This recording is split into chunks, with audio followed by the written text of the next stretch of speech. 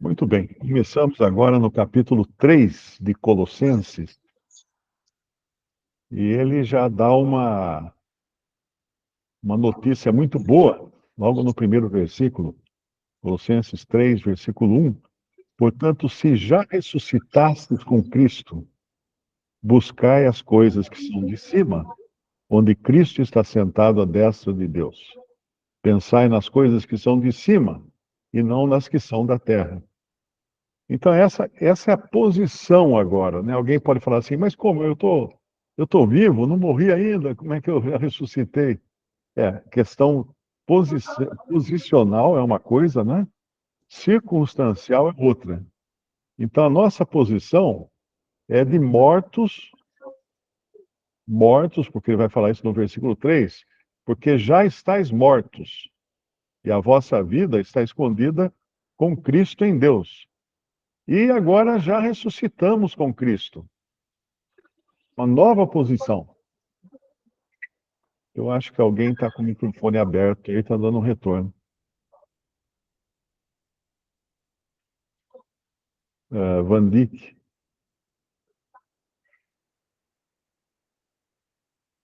Obrigado. Então, ele nos exorta aqui a pensarmos nas coisas que são de cima e não nas que são da terra. Quando a gente vê um político, por exemplo, é muito comum isso em política, né?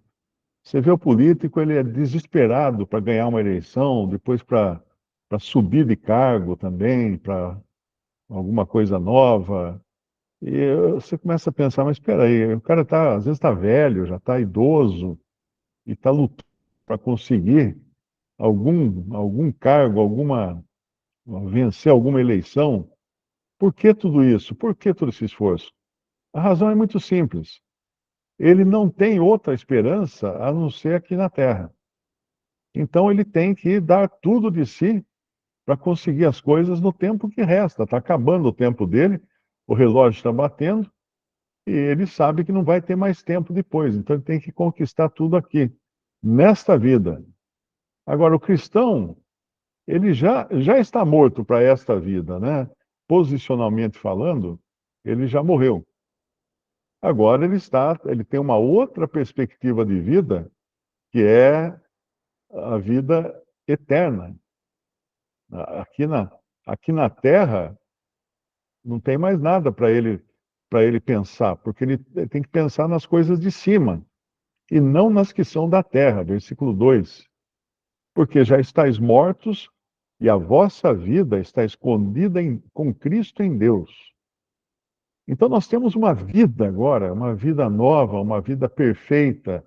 É claro que ainda andamos arrastando um corpo de carne que ainda não foi restaurado, não foi ressuscitado, não foi transformado, e isso às vezes nos desanima, porque nós queremos fazer aquilo que agrada a Deus e acabamos caindo naquilo que agrada a carne.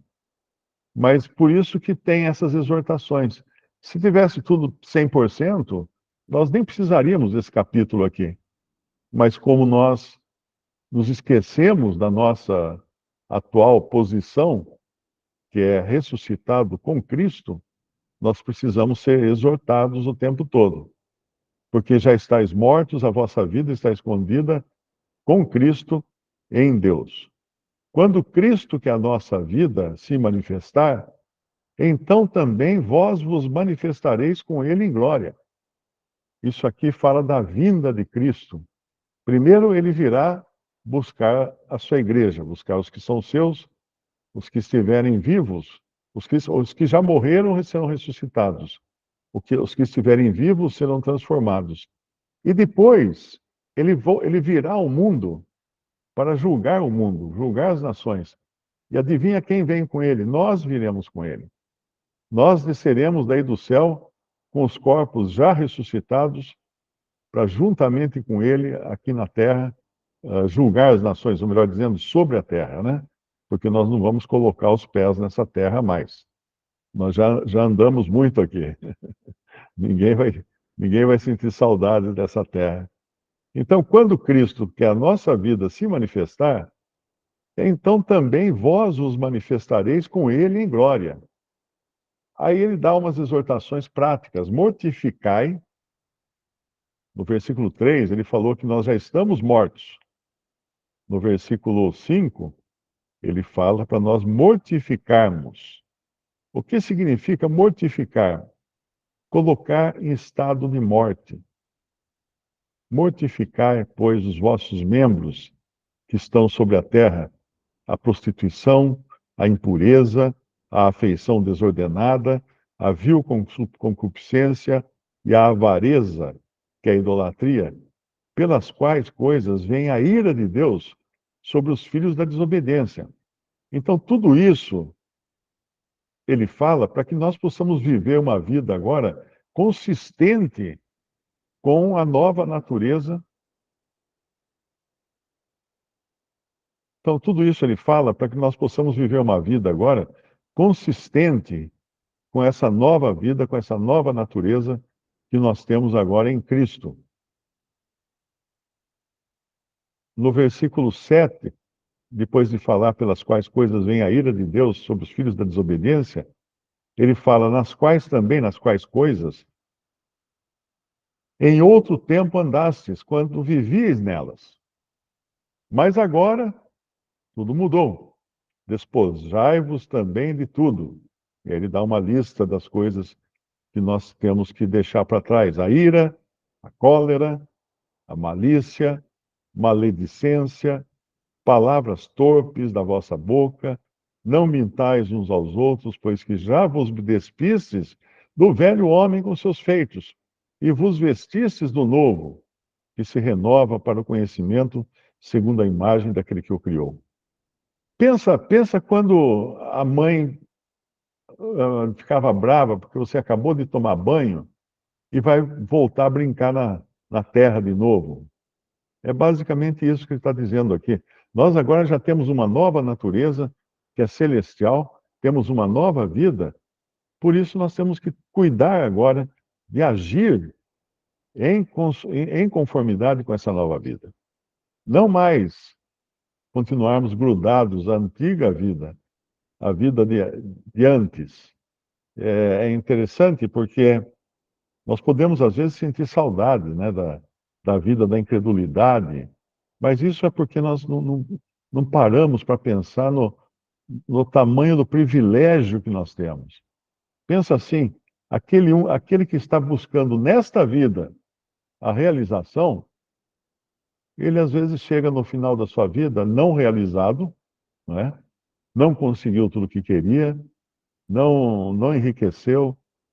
Que triste fim, que triste fim. Mas o cristão, ele já começa com um lugar na glória em Cristo. Então, não tem como não dar certo a vida dele. Por mais que ele viva aqui em pobreza, em enfermidade, em dificuldade, ele já sabe que ele tem em glória, tem um lugar lá, que é nesse lugar que nós somos exortados a buscarmos as coisas que são de cima e não as que são da terra. As que são da terra, nós já temos que lidar com elas todos os dias, né? Mas aqui ele diz para nós reconhecermos a nossa morte,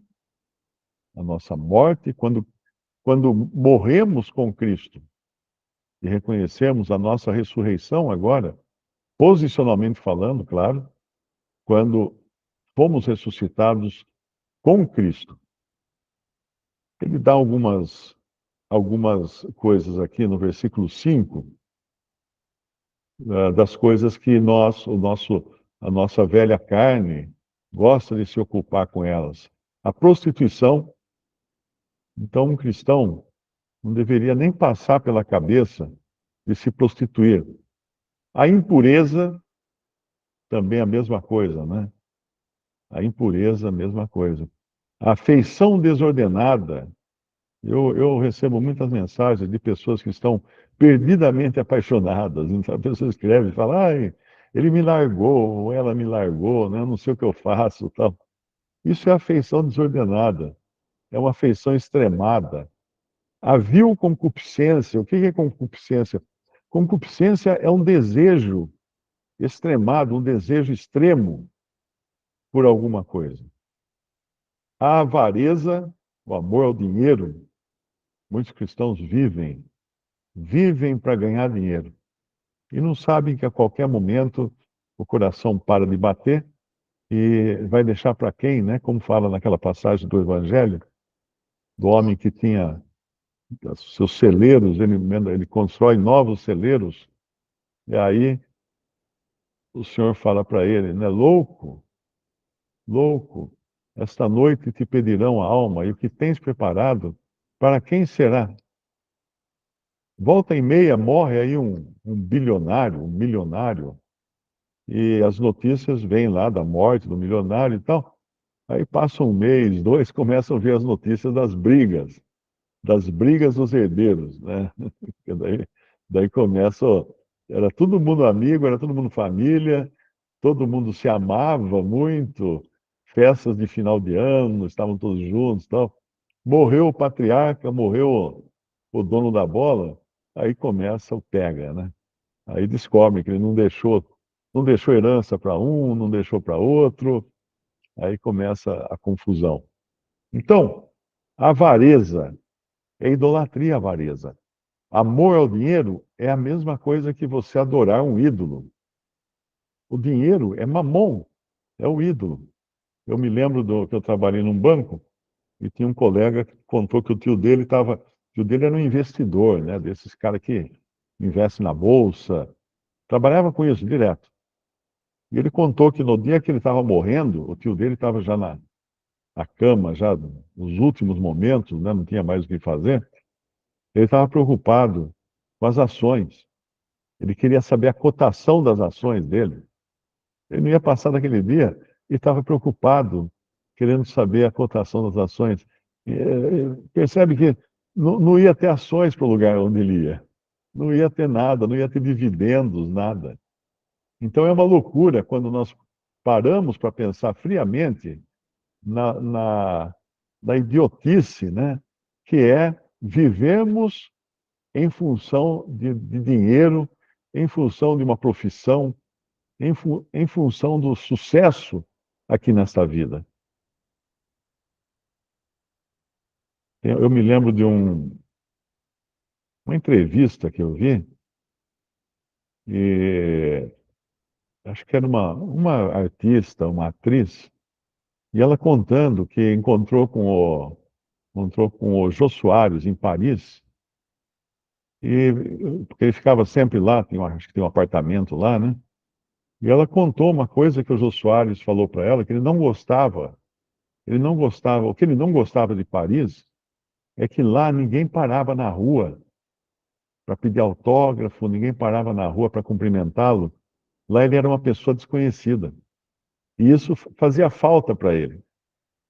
Ele sentia falta de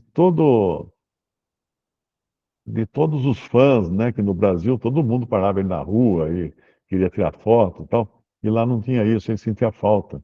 Ele sentia falta dos aplausos, ele sentia falta das pessoas admirando ele.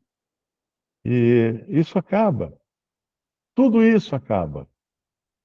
Quantos que nós vemos que eram celebridades até ontem e de repente já estão esquecidos? Ninguém mais lembra deles. Eu não sei se foi aqui que eu comentei, que eu li no Twitter de um cara falando que perguntou pro filho dele, ou pro sobrinho dele, que não gostava de Chico Buarque. Aí o sobrinho falou que não sabia quem era. Olha só, sobrinho adolescente, não sabia quem era. Era outra geração. Ela apaga da memória aqueles que foram, uma época, celebridades, foram ídolos, né, da juventude. Eu sou do tempo ainda que eu assistia Jovem Guarda. Então, todos aqueles artistas, a maioria já morreu, né? A maioria já foi embora. E a geração seguinte nem sabe que existiu aquilo. Então, A avareza, que é a idolatria. E depois ele fala, pelas quais coisas vem a ira de Deus sobre os filhos da desobediência. Quem são os filhos da desobediência? Aqueles que vivem em função da prostituição, em função das impurezas sexuais, da afeição desordenada, da vil concupiscência e da avareza, que é a idolatria. Isso tem consequências. É o que fala o versículo 6. Pelas quais coisas vem a ira de Deus sobre os filhos da desobediência. Aí no versículo 7, Paulo vai lembrar os colossenses de que antes de se converterem, eles se deixavam levar por essas coisas, nas quais também em outro tempo andastes, quando vivieis nelas. Eu acho que todo mundo aqui tem uma história, né?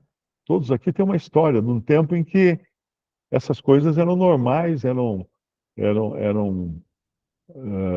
acalentadas, mas que hoje você olha para trás e fala assim, o que que eu estava fazendo?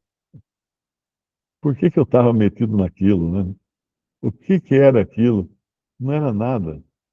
Tudo isso desaparece, nas quais também em outro tempo andastes, quando vivíeis nelas. Mas agora, no versículo 8, despojai-vos, despojai-vos. Despojar é como que você tirar a roupa. Você estava com uma roupa suja, você tira a roupa suja. Despojai-vos também de tudo. Da ira, o que é a ira? É a raiva. A raiva. Quantas vezes nós ficamos com raiva de alguma coisa e depois, quando nós vamos analisar, não valeu a pena. E da cólera. A cólera é quando a raiva atinge um ponto de partir para o tapa, né? A cólera. Malícia. A malícia é geralmente no sentido de você pensar mal de alguém ou tentar arruinar a reputação de alguém com mentiras, com fofocas, com qualquer coisa que vai prejudicar a outra pessoa. Maledicência também, a mesma coisa, né? Tem a ver com falar mal dos outros. Tem gente que adora falar mal dos outros, né? Fofoqueiro. Como é horrível fofoca. Tem gente que não vive sem. Das palavras torpes da vossa boca. O que é isso? Palavrão. Palavrão. Um crente falar palavrão é uma coisa muito estranha, porque a sua boca agora foi comprada, pertence a outro. Então ela deveria ser usada para bendizer os homens, não para maldizer. Nós vemos que em tempos de eleição, né, quantos cristãos que usam a boca para falar mal do outro candidato. E o outro falar mal desse candidato. Não cabe isso ao cristão. Aliás, é um versículo que eu gosto muito, que é nem. Como que é? Ai, ai. E agora, para eu lembrar?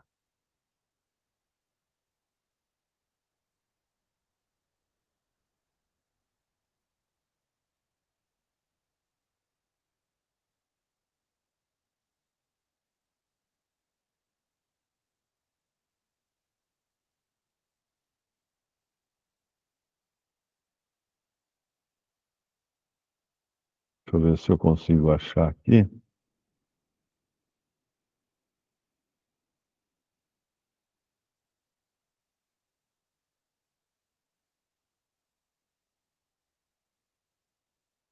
Eu não vou lembrar.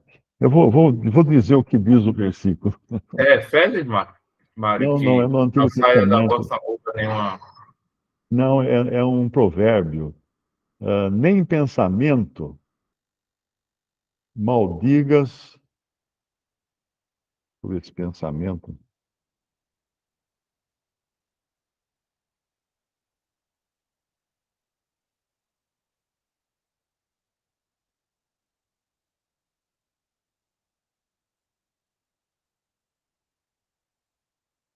Eclesiastes 10, versículo 20. Esse versículo passou a fazer muito mais sentido depois que surgiu o Twitter, que agora chama-se X. Mas o que é o Twitter? Twitter o piado de um passarinho. Twitter significa isso, piado de um passarinho. Então veja que interessante, versículo 20, Eclesiastes 10, 20. Nem ainda no teu pensamento amaldiçoes ao rei, nem tampouco no mais interior da tua recâmara amaldiçoes ao rico, porque as aves dos céus levariam a voz e os que têm asas dariam notícia do assunto. Veja se não faz total sentido isso hoje, na era do Twitter, né? Não fale mal do rei, não fale mal do rico, porque as aves do céu levariam a sua voz pelo Twitter. Muita gente é processada depois de publicar alguma ofensa no Twitter, em outras redes sociais. A pessoa não sabe, existem leis, né? Então o cara acaba sendo processado pelo que ele disse.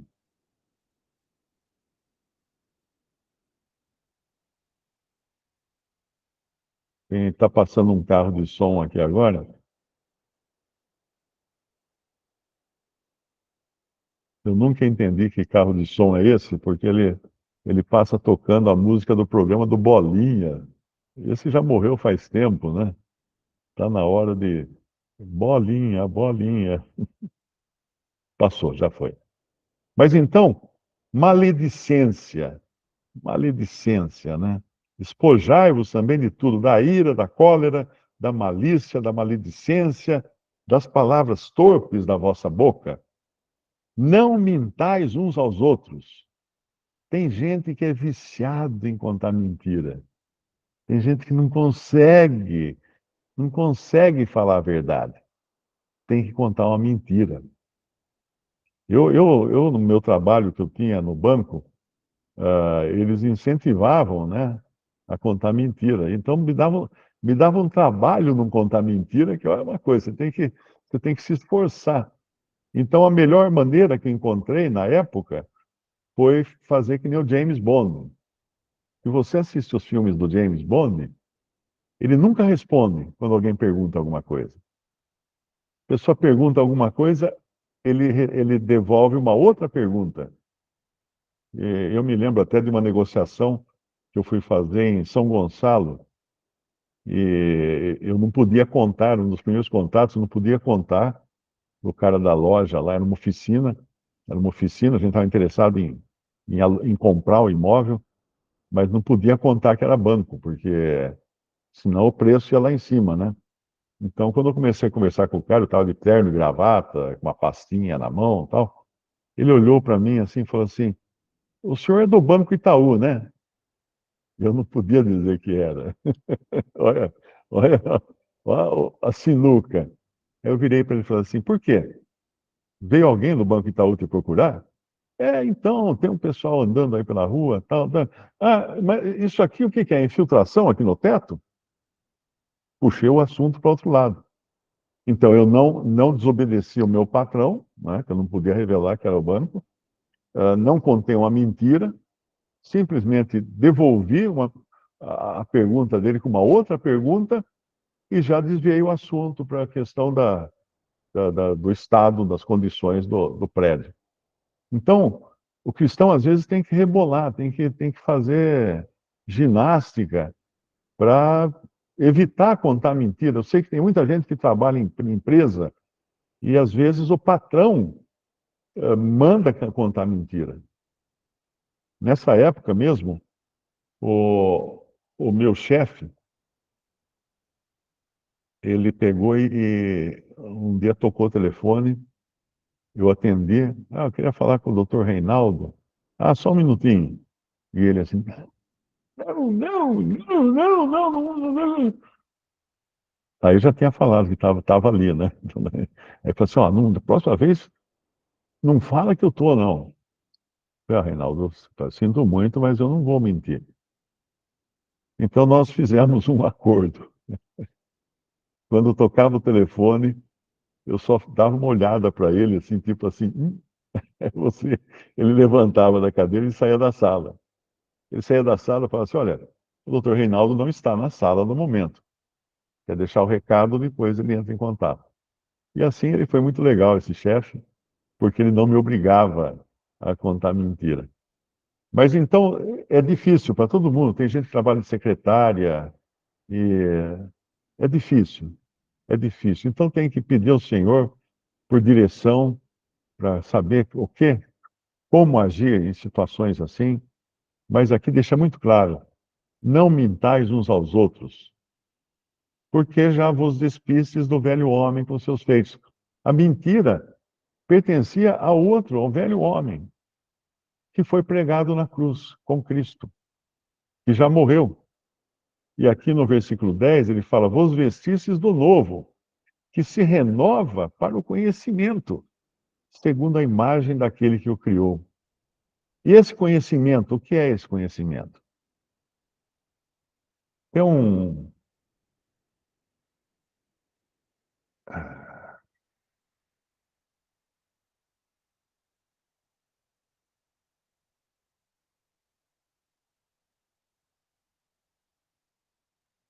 Quem quiser fazer,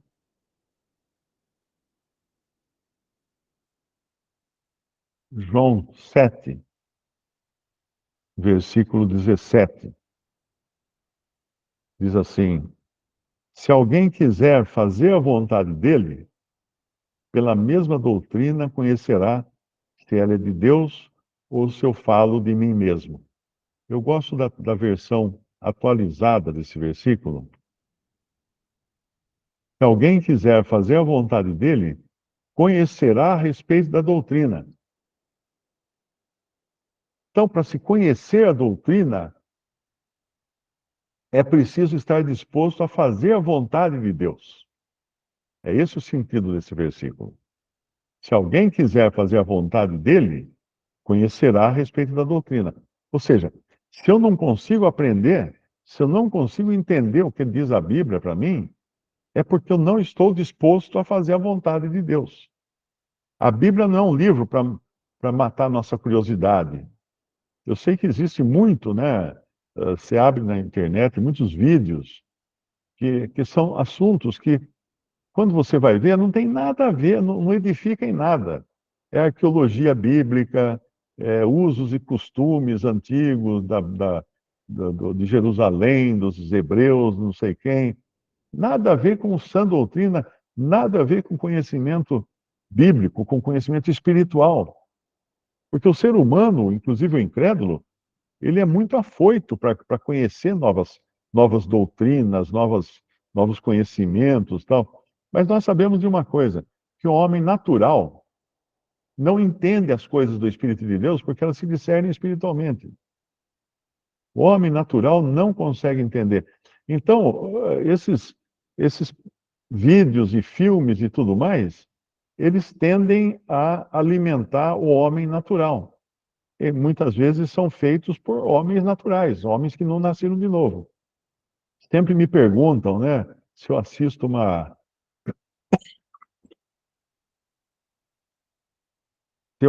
uma série chamada The Chosen, Os Escolhidos, e eu respondo que eu não assisto filme bíblico. Não assisto essa, não assisto nenhum filme bíblico. Porque realmente o filme bíblico, ele não é feito para mostrar a verdade, ele é feito para ganhar dinheiro. E aí você não tem, nas histórias bíblicas, você não tem assunto suficiente. Então tem que inventar. Aí os caras escrevem, fazem uns malabarismos lá, enormes, né, para encaixar coisas na história. Hoje mesmo eu recebi uma mensagem, a pessoa perguntando se era verdade que Maria Madalena expulsava demônios. Eu falei, não, não tem nada na Bíblia que diga isso. Dela foram expulsos, acho que 7 demônios, né? Mas não tem nada que diz que Maria Madalena expulsava demônios. Aliás, Nenhuma mulher nós vemos na Bíblia expulsando demônios. Ah, mas onde você viu isso? Ah, no The Chosen, no filme que está passando, na série que está falando. É isso que acontece. Uma vez eu vi, anos atrás, um desenho animado. O desenho animado do filho pródigo. E o filho pródigo volta para casa todo sujo, todo machucado e tal. E quem vai correndo encontrá-lo na frente da casa? Hã? Quem? Quem? Não, não é o pai, não. O pai é na Bíblia, né? Que vai correndo encontrar e o abraça e beija. Não, não. No desenho animado é o cachorrinho. O cachorrinho corre, pula no colo dele, fica lambendo o rosto dele. É o cachorrinho. Então você vê, quando você vê isso daí, você fala, peraí. É que se puser o pai correndo lá para abraçá-lo, não dá muito certo. Então, essas coisas não são conhecimento bíblico. Geografia, tipo de governo, tipo de moeda, qual alimento eles comiam antigamente, como é que era a casa em que eles moravam. É tudo muito interessante, tudo muito interessante. Que roupa eles usavam, tudo. Mas isso não é o conhecimento espiritual. Não é a sã doutrina. Se alguém quiser fazer a vontade dele, conhecerá a respeito da doutrina. Então, para você conhecer a vontade de Deus, a vontade do Senhor, você tem que ter primeiro, antes de buscar qual é a vontade dele, você tem que estar disposto a fazer a vontade dele. Sem essa disposição, você não vai conhecer a vontade, não vai ter conhecimento da vontade do Senhor. E aqui, no nosso na nossa passagem de Colossenses 3, versículo 10, diz: E vos vestistes do novo, que se renova para o conhecimento segundo a imagem daquele que o criou. Então, essa é a posição nova agora que nós temos em Cristo. Ah, deixa eu ver o que mais que eu podia tirar desses versículos aqui. Tem um versículo em Gálatas também, que ajuda, ele é bem direto. Gálatas capítulo 5, versículo 25. Se vivemos em espírito, andemos também em espírito. Esse é o segredo para a vida cristã. Seguindo aqui, então, está no capítulo 10, no versículo 10, o versículo 9, não mintais uns aos outros, pois que já vos despistes do velho homem com seus feitos, ou seja, você já tirou aquela roupa, como o filho pródigo, quando chega em casa, o pai manda trazer uma roupa nova para ele, por sandálias nos pés. E vos vestistes do novo, que se renova para o conhecimento segundo a imagem daquele que o criou. Onde não há grego, nem judeu, circuncisão, nem incircuncisão, bárbaro, cita, servo ou livre, mas Cristo é tudo em todos. O que ele ensina com essa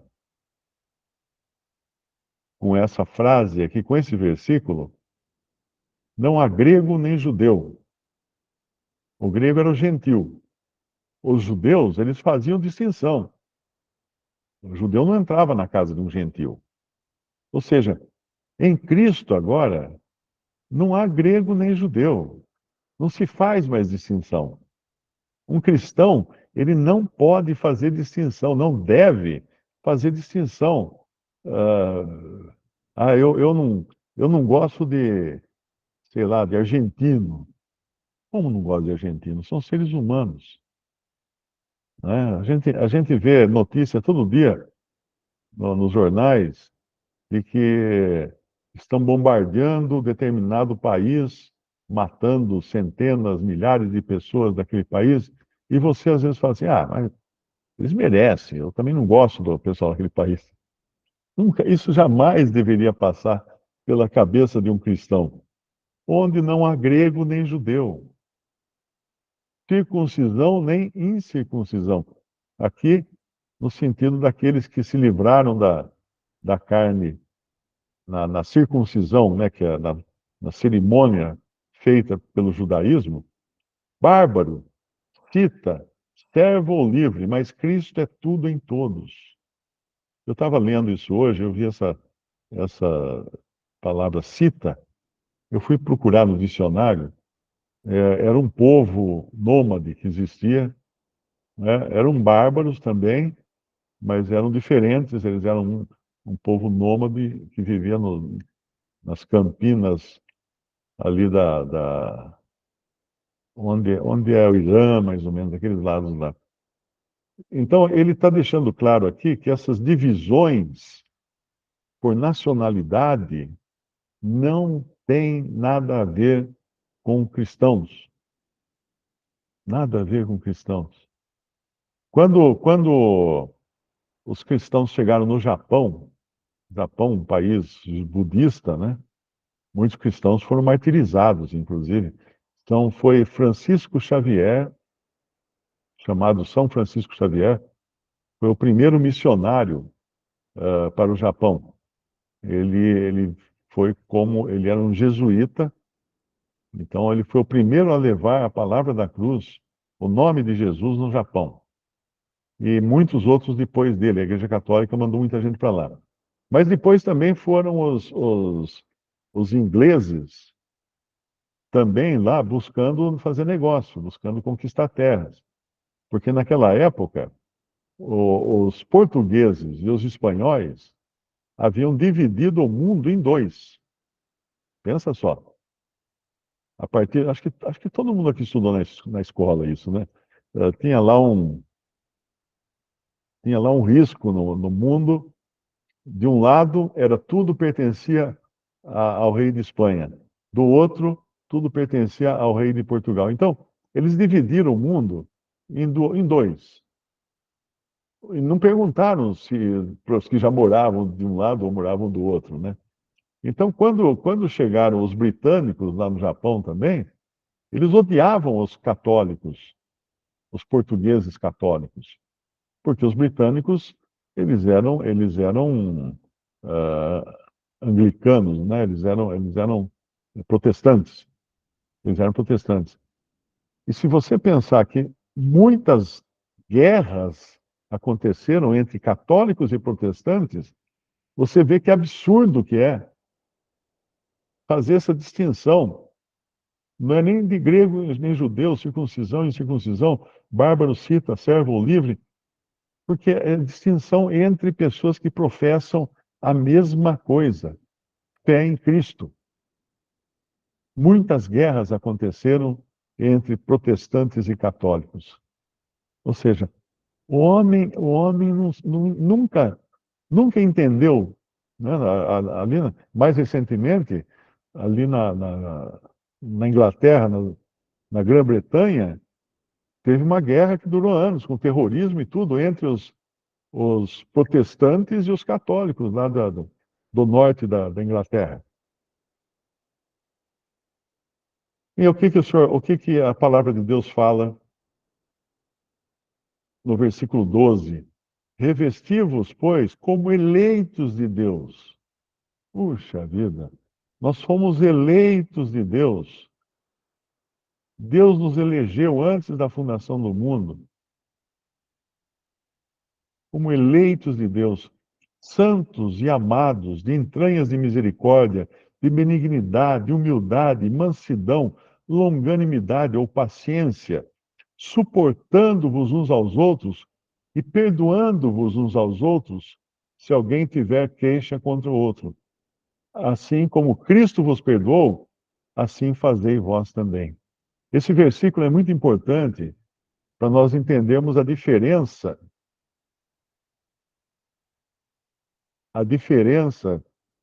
que tem nos evangelhos em relação à sã doutrina dos apóstolos que nós encontramos nas cartas. Porque se você vai no evangelho, lá tem a oração do Pai Nosso, né? Perdoa, perdoa as nossas ofensas, assim como nós perdoamos aos que nos têm ofendido. Acho que é isso daí, eu não lembro se eu estou rezando a versão católica ou não. Mas é basicamente isso que fala o Pai Nosso lá nos Evangelhos. Perdoa perdoa as minhas ofensas, assim como eu perdoo quem tem me ofendido. Mas aqui fala, assim como Cristo vos perdoou, assim fazei vós também. É diferente. Na oração do Pai Nosso, eu devo perdoar para ser perdoado. Colocando em poucas palavras, é assim: eu preciso perdoar para ser perdoado. Mas aqui está dizendo que eu devo perdoar porque eu fui perdoado. Percebe a diferença?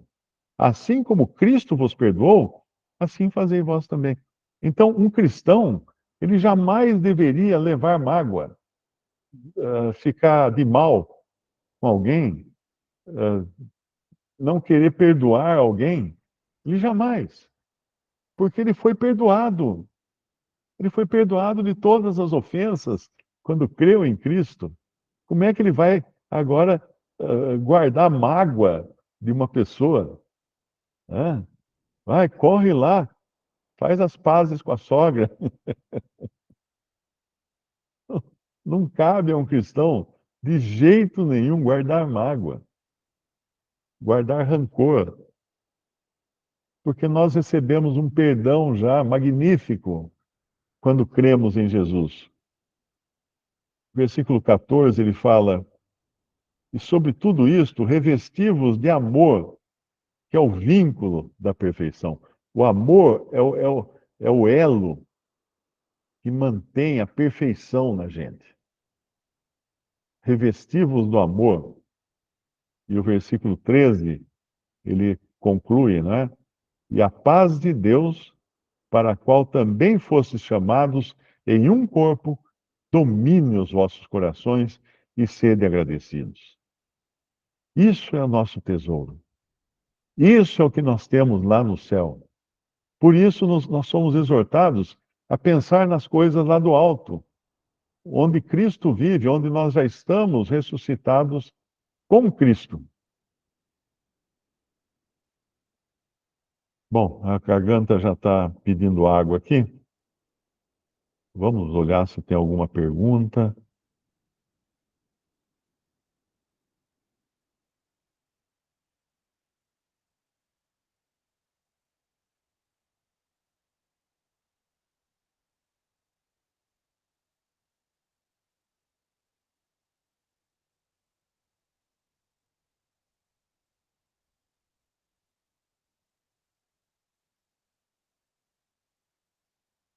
Não, não tem nenhuma pergunta. Alguém tem alguma pergunta?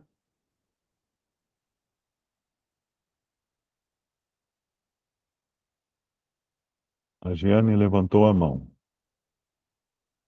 Pode falar, Giane. Hum. Boa noite, irmãos. É sobre o que o irmão falou aí, sobre no trabalho, né? Sobre a gente ter que, como, como não sei, como evitar não mentir. Porque tem ocasiões que é uma coisa bem séria mesmo, né? Como assim? A gente atende a gente assim, é auxiliar alguém assim, uma secretária, alguma coisa. Então, assim, disse que eu não estou, sei o quê. Aí, como é que a gente faz? Fica numa corda bamba danada, porque ela está lá ouvindo. Ela está, no meu caso, né? Que eu atendo uma gerente lá. Então, ela está lá ouvindo. Se eu vou dizer que ela falou ou falar a verdade. Olha, ela tá, mas não pode atender. Às vezes eu falo assim, olha, ela não pode atender, ou ela saiu. Às vezes tenho essa falha, porque eu fico sem saber o que fazer. Eu entendo isso aí, Giane. Como eu falei para você, né, eu trabalhei numa área que era bastante pesada essa questão.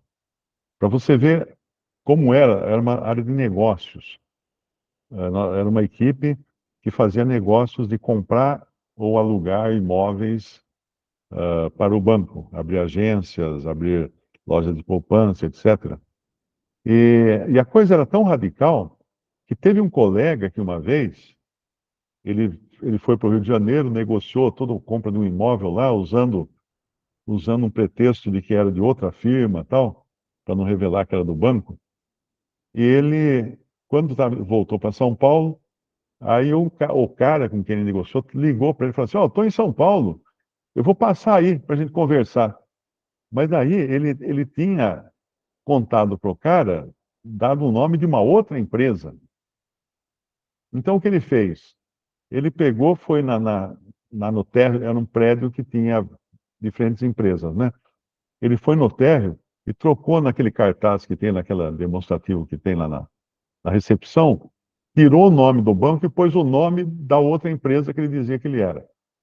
Depois ele foi até o andar onde a gente trabalhava e olhou todas as plaquinhas que tinha escrito banco, ele tirou e pôs um outro com um papel por cima com o nome da outra empresa.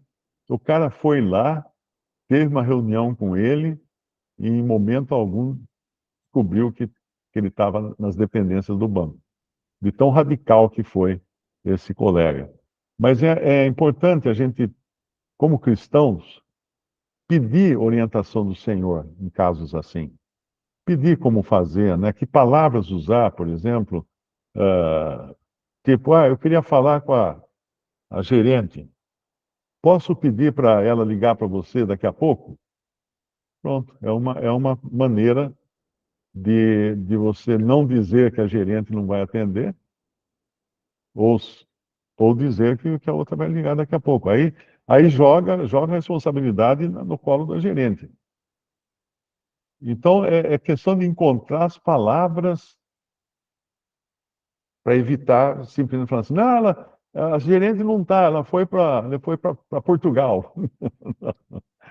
É evitar contar uma mentira, né? Então, é preferível, às vezes, você encontrar uma forma de dizer, tipo essa, né? Posso pedir para ela ligar para você assim que ela estiver disponível? Pronto.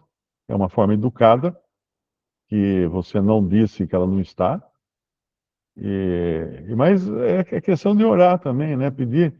Pedir orientação do Senhor.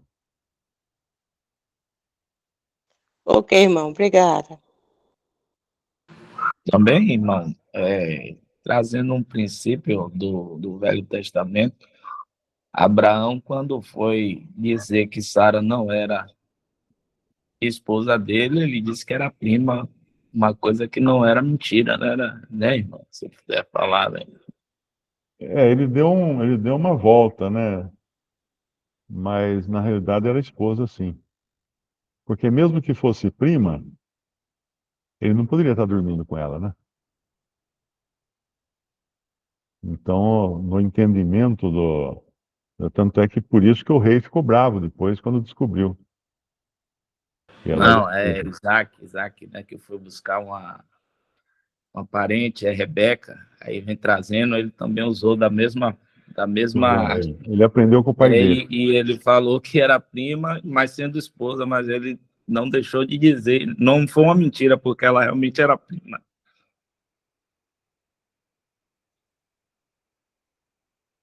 Eu sei que o pai dele usou esse truque, né? Ele aprendeu com o pai.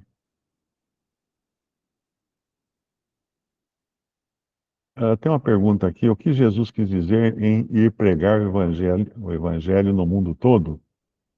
Quando ele fala lá para os discípulos, ide por todo o mundo e pregar o evangelho,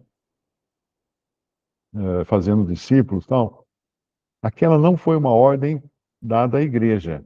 Aquela foi uma ordem dada aos seus discípulos, que eram naquele momento, representavam naquele momento o remanescente de judeus que irá se converter na grande tribulação. É claro que para nós também vale aquela ordem, mas a ordem não foi dada para nós. Foi dada para aqueles discípulos que eles eram judeus e, e eles vão sair realmente depois por todo o mundo pregando o evangelho do reino, não o evangelho da graça. Mas nós devemos pregar o evangelho também. Ô, Mário, então, Oi. naquele momento ali, boa noite, desculpa aí a interrupção. Eles pregaram, então, o evangelho do reino, no caso, né? Quando eles saíram. Do reino. É o mesmo evangelho que Jesus pregava e que João Batista pregava, que era arrependei-vos porque é chegado o reino de Deus. E nós não pregamos isso. Nós não falamos para a pessoa, arrependa-se que é chegado o reino. Não. Nós falamos, crê no Senhor Jesus e será salvo. Porque para os judeus, a mensagem incluía o arrependei-vos. Porque eles eram culpados.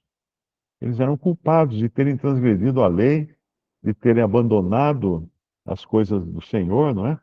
Então eles precisavam se arrepender. Mas você percebe que tudo muda depois de Atos, quando é formada a igreja, porque aí Paulo, por exemplo, lá para o carcereiro, ele não fala arrependei-vos, porque o carcereiro era um gentil. Ele ia arrepender de quê? Né? Paulo fala, crê no Senhor Jesus e será salvo, tu e tua casa. E assim até hoje. Nos evangelhos, é sempre bom entender isso. Nos evangelhos ainda é judaísmo. Não é cristianismo nos evangelhos. É judaísmo.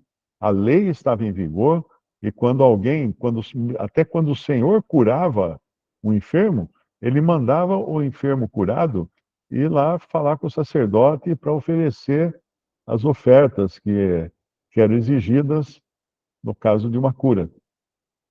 Mas porque o Senhor estava na terra e obedecia à lei. O Senhor vivia sob a lei nos evangelhos.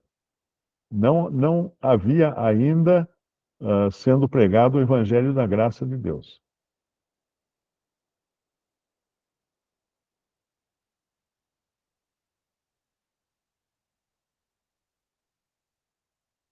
Ok? Bom, pessoal, posso trazer a conta? Não? Eu acho que já você já pode pagar o cachê. Ó, vocês, o Danilo, Eric, aí você que Eric não tá aí, sempre falam primeiro. Eu sempre digo, né? Principalmente esse pessoal, viu, Mário, chamado Danilo, o Barbudão, que tem até bitcoins.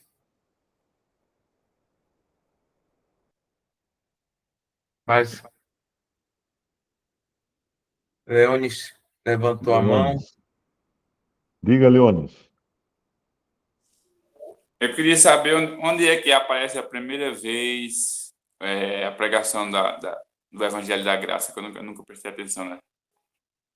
Leu Eu muitos acho, a Bíblia, mas eu nunca percebi. eu acho que é quando o evangelho é pregado para o carcereiro. Aliás, eu tenho um artigo, deixa eu.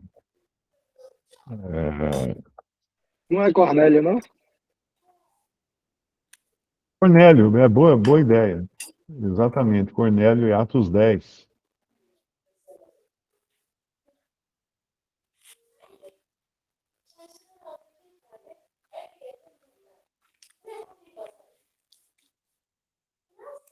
Olha, eu tenho um artigo que fala das diferenças. O nome é Recebemos o Espírito quando somos batizados nas águas. Eu vou copiar o link e colar aqui na área de bate-papo.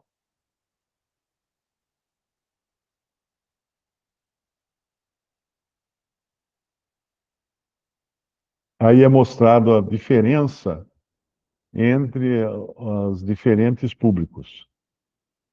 Mas Cornélio, eu acho que foi boa lembrança aí. Cornélio deve ter sido o primeiro para o qual foi pregado o evangelho da graça, tanto é que teve até o impasse. Pedro não queria ir atrás de Cornélio, né? Aí o Senhor precisa dar aquele puxão de orelha nele, fazendo aquela visão dos animais que descem no lençol, e o Senhor fala, não considere imundo aquilo que Deus purificou. Porque Pedro fazia acepção de pessoas. Pedro estava fazendo exatamente o que é dito para não fazer aqui, quando fala onde não há grego, nem judeu, circuncisão, nem incircuncisão, bárbaro, cita, servo ou livre, mas Cristo é tudo em todos. Então, Pedro estava fazendo distinção. Aí o Senhor precisa dar uma lição nele, porque estava chegando ali agora um grupo de romanos, que não eram judeus, para ele poder pregar o evangelho para eles. E aí no final do capítulo 10, tem a mensagem de Pedro, que é uma mensagem maravilhosa, porque fala tudo que tem que ter numa pregação do evangelho. Em Atos capítulo 10, versículo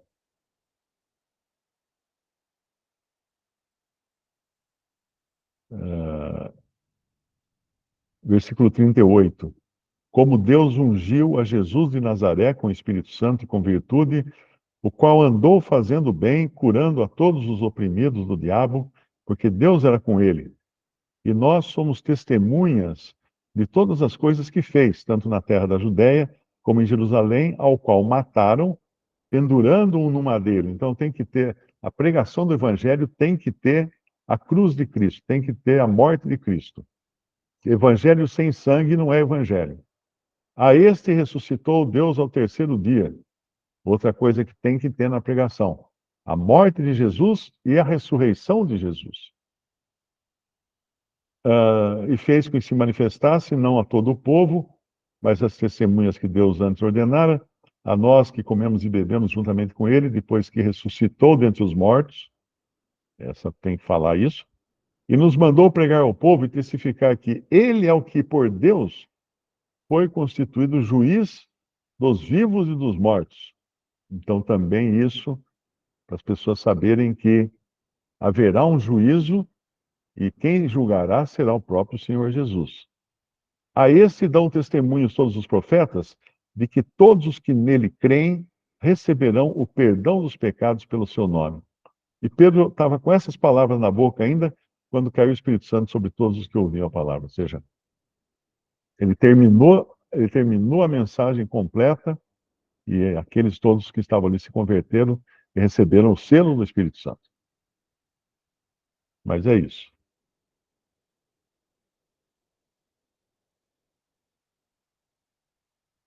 Bom, irmãos, Ok, Mário. eu vou pôr as galinhas para dormir agora. Mário, só para deixar registrado, então, se eu permitindo, na próxima semana vamos estar iniciando do 12 mesmo ou desce mais um pouquinho?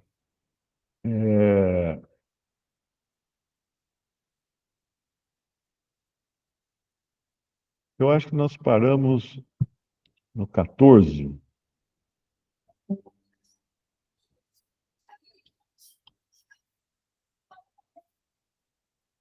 Vamos continuar do versículo 15, que tal? Tranquilo, tranquilo. Então está marcado aqui. Certo. 15. Fechou aqui. Vou estar tirando a gravação. Irmão Danilo, você pode agradecer? Sim, irmão. Pronto, só vou tirar a gravação.